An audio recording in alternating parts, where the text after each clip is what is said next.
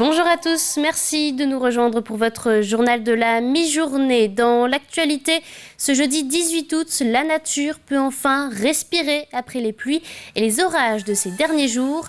Les risques d'incendie sont maintenant amoindris et l'accès aux forêts vendéennes est donc de nouveau autorisé depuis hier. Des pluies qui signent aussi l'accalmie pour les pompiers.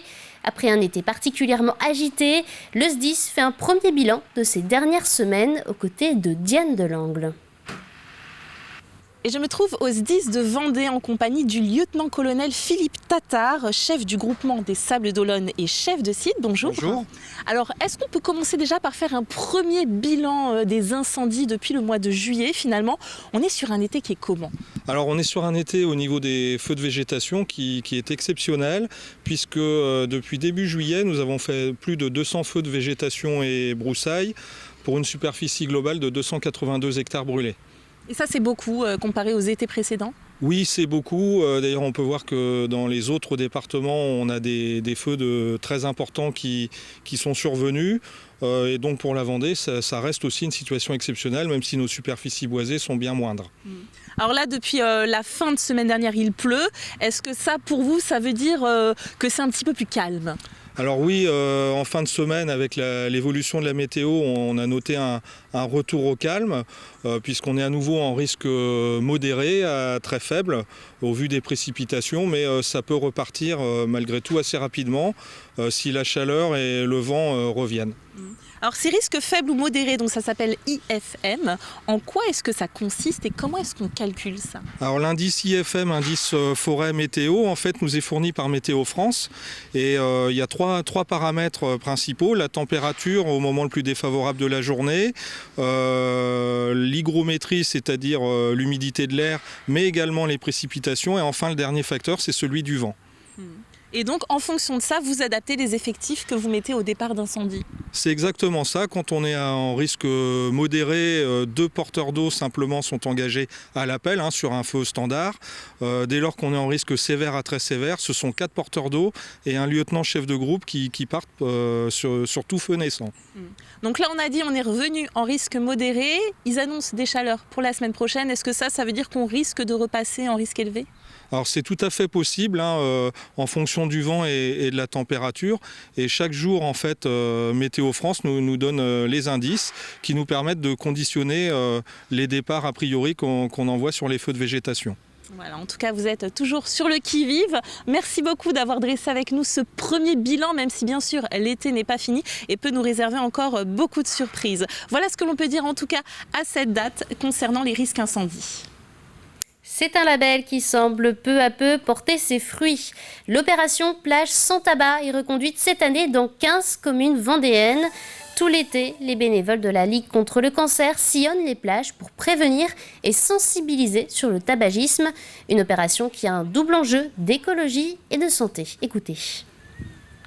Le but, c'est d'avoir 0 fumeur sur les plages labellisées sans tabac.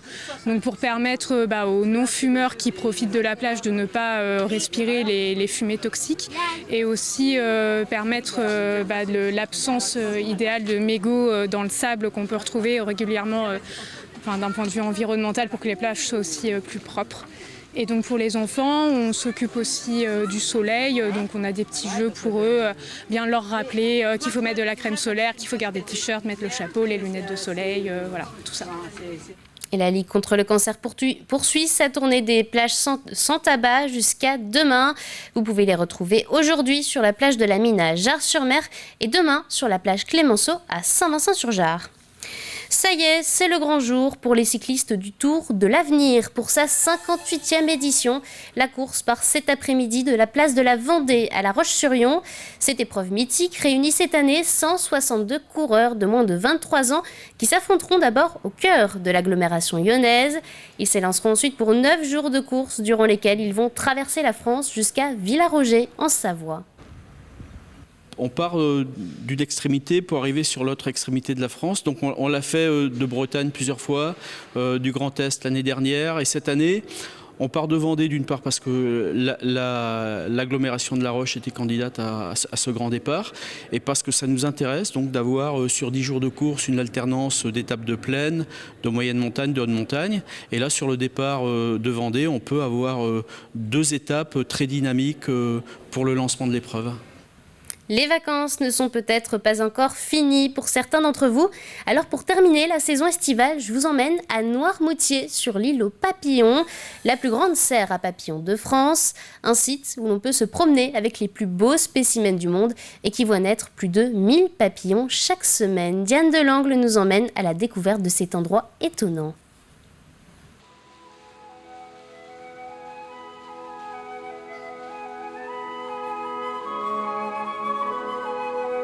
Ici, l'émerveillement est partout.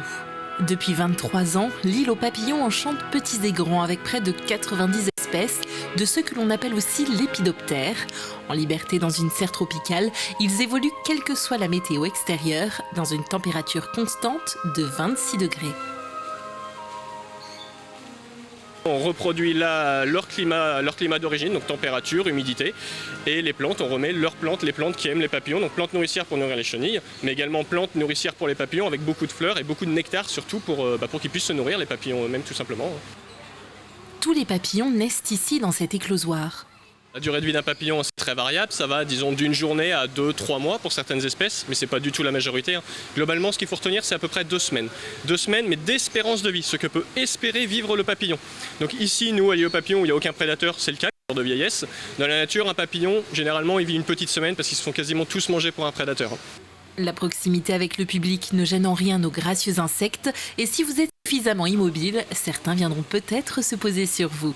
Il ne reste plus qu'à prévoir les indispensables pour profiter au maximum de votre visite. Surtout pas oublier l'appareil photo, effectivement, la caméra également, et de venir quand il fait beau, puisque les papillons volent beaucoup plus quand il fait beau, quand il y a de l'ensoleillement. Dans la nature, dehors, quand il pleut, vous voyez pas de papillons, hein. Même quand c'est gris, vous voyez pas de papillons. Par contre, dès qu'il y a une rayée de soleil, vous allez voir tous les papillons qui vont se mettre à voler. Ici, c'est exactement pareil. Donc la luminosité a un impact sur le vol des papillons, effectivement. On ne peut pas le réguler, même si on met une lumière artificielle. Au-dessus d'un aquarium, on peut allumer des lumières artificielles, les poissons y nagent. Les papillons, la lumière artificielle ne fonctionne pas, il faut de la lumière naturelle. L'île aux papillons est ouverte de 10h à 19h30 durant tout le mois d'août. C'est la fin de cette édition. Merci de l'avoir suivi. On se retrouve ce soir à 18h pour un nouveau journal. Je vous souhaite une très belle journée.